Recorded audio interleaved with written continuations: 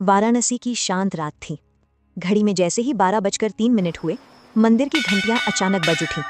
लेकिन पंडित हरिराम तो पहले ही मर चुके थे। शहर के पुराने शिव मंदिर का एक सख्त नियम था, मध्य रात्रि की आरती सिर्फ पंडित हरिराम ही करते थे और कोई नहीं। इसलिए जब रात के सन्नाटे में घंटी की आवाज गूंजी, लोगों ने समझा पंडित जी ही होंगे। मगर अगली सुबह मंदिर के अंदर उनकी लाश मिली। दरवाजे बंद थे, खिड़कियां सलामत थी और चाबी, वो तो अब भी उनकी जेब में थी। पूरा शहर सन्न रह गया। दो बेटे एक दूसरे पर इल्जाम लगाने लगे। बड़ा बेटा मंदिर की जमीन बेचना चाहता था, छोटा बेटा कहता था ये जगह श्रापित है।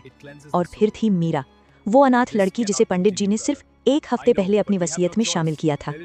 लेकिन सबसे अजीब बात अब सामने आई। मंदिर के बाहर लगे सीसीटीवी कैमरा ने दिखाया, रात 12:05 पर कोई मंदिर से बाहर निकल रहा था। सिर्फ एक परछाई, और वो परछाई पुलिस की वर्दी में थी।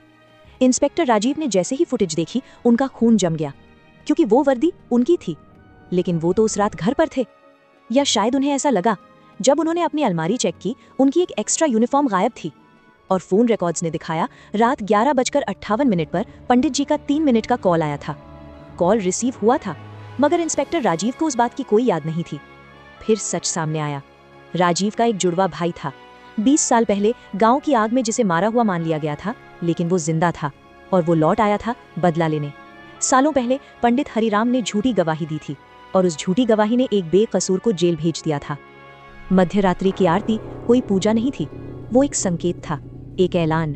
किलर चाहता था कि पूरा शहर उस आवाज को सुने, क्योंकि कुछ पाप, चाहे शहर कितना भी पवित्र क्यों ना हो, कभी जलकर राख नहीं होते।